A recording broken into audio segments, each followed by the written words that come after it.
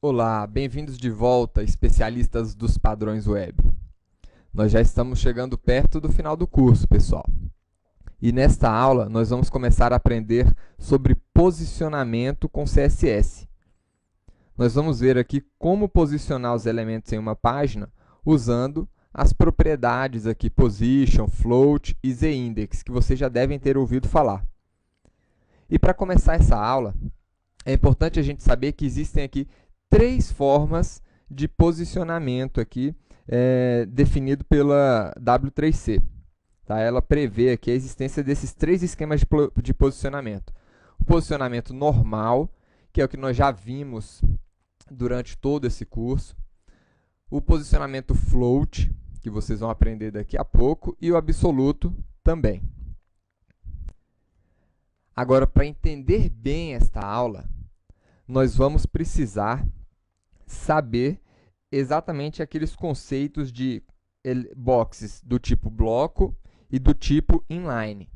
Então, estes foram conceitos que nós vimos no curso de XHTML. Mas, relembrando rapidamente aqui, né, os elementos de nível de bloco são aqueles elementos div, H1 até o H6, o elemento P de parágrafo, o blocote, né, que são elementos que geram no seu posicionamento normal uma quebra de linha acima e abaixo. E nós temos ainda os elementos inline, que, como o próprio nome diz, eles são organizados em linha. Por exemplo, o elemento strong, B, o elemento M de ênfase, e a imagem também é considerado um elemento inline. E por que é que nós precisamos conhecer esses elementos? O que é elemento em bloco, o que é elemento inline? Porque isso vai fazer toda a diferença quando nós estivermos estudando o que é o fluxo normal de posicionamento dos elementos. Então, esse fluxo normal ou esquema normal de posicionamento é o esquema padrão, né, de posicionamento aqui do browser. Então, quando nós não definimos nenhum tipo de posicionamento, existe uma organização natural aqui dos elementos na nossa página. Então, segundo as regras desse esquema, os elementos em nível de bloco, por exemplo, aqui nós temos um H2, H3, um H1 aqui, um parágrafo, né? Esses elementos em nível de bloco são colocados empilhados dentro do elemento que contém ele, no caso aqui a página. E eles são empilhados de cima para baixo, né, na ordem em que eles aparecem no documento XHTML. Então, se eu coloquei aqui H1, é o primeiro que está aparecendo aqui. O H3, né, ascensão profissional, é o segundo, e eles vão sendo empilhados um embaixo do outro aqui. Isso é que é chamado fluxo. Então, segundo as regras do nosso fluxo normal, né, cada elemento em bloco é colocado na ordem em que ele aparece na nossa marcação.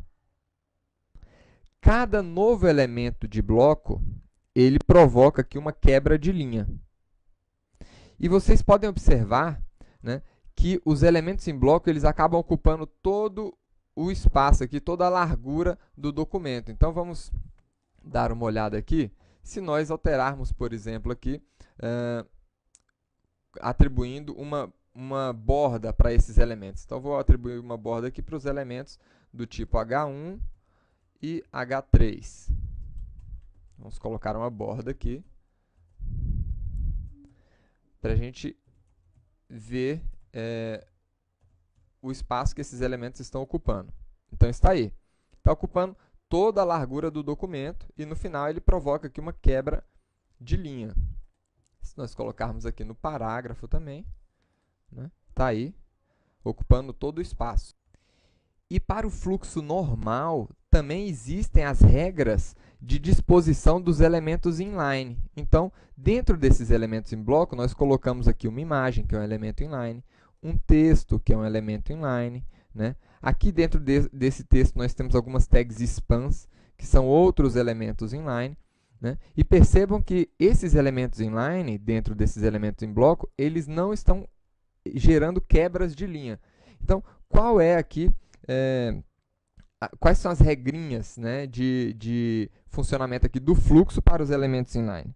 né? Essa formatação ela vai se dar em linha na horizontal e dentro do box, ou seja, se ela está dentro aqui desse elemento, ela vai tentar se ajustar dentro do espaço desse elemento pai dela. Tá? Então, vamos dar uma olhada aqui, por exemplo, nos elementos span que nós temos. Também vou colocar uma borda aqui. Poderíamos... Vou aproveitar aqui. E vamos dar uma olhada. Então, nós temos vários elementos span aqui dentro desse elemento em bloco. E como é que ele funciona? Nesse caso aqui, vejam o seguinte, na medida que eu vou abrindo esse documento, os elementos inline, eles vão ocupando e se organizando aqui dentro do espaço. Na medida que nós vamos diminuindo o espaço, eles vão gerando quebras de linha, né? Apenas para, na verdade, não são quebras de linha, eles vão se ajustando aqui ao espaço disponível para eles aqui dentro do elemento em bloco.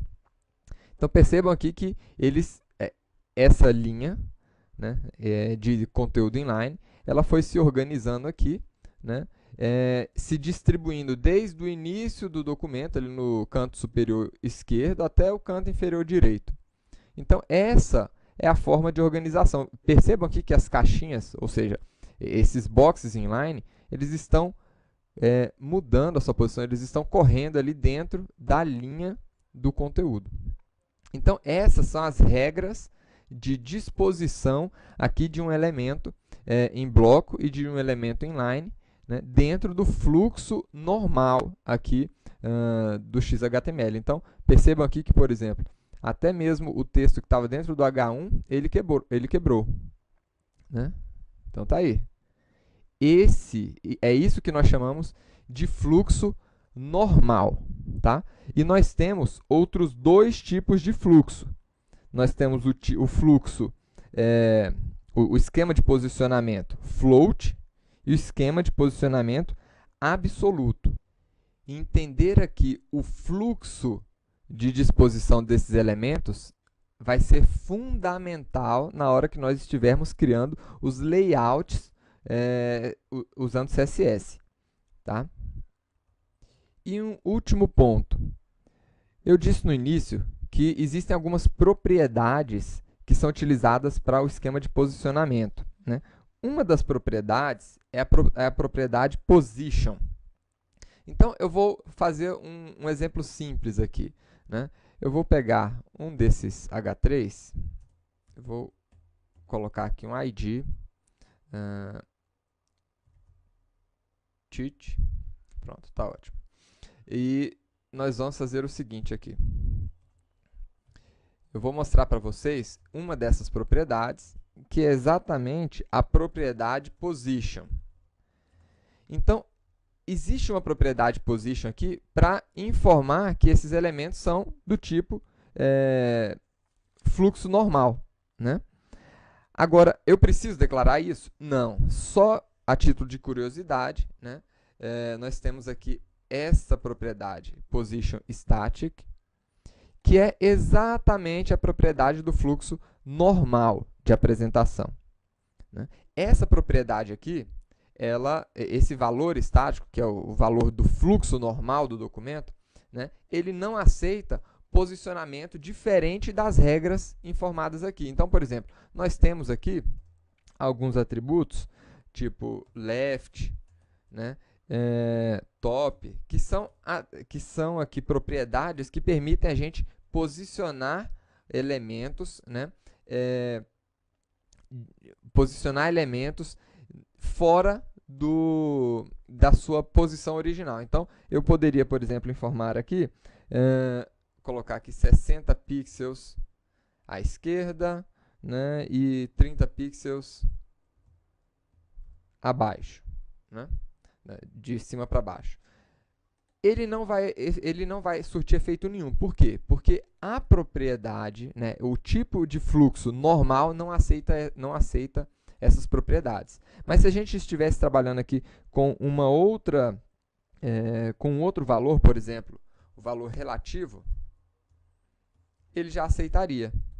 Então, ele modificou aqui a disposição desse elemento. Tá? Por que eu estou falando isso? Né? Nós não vamos utilizar aqui o relative para esses elementos inline. Aliás, para esses elementos em bloco.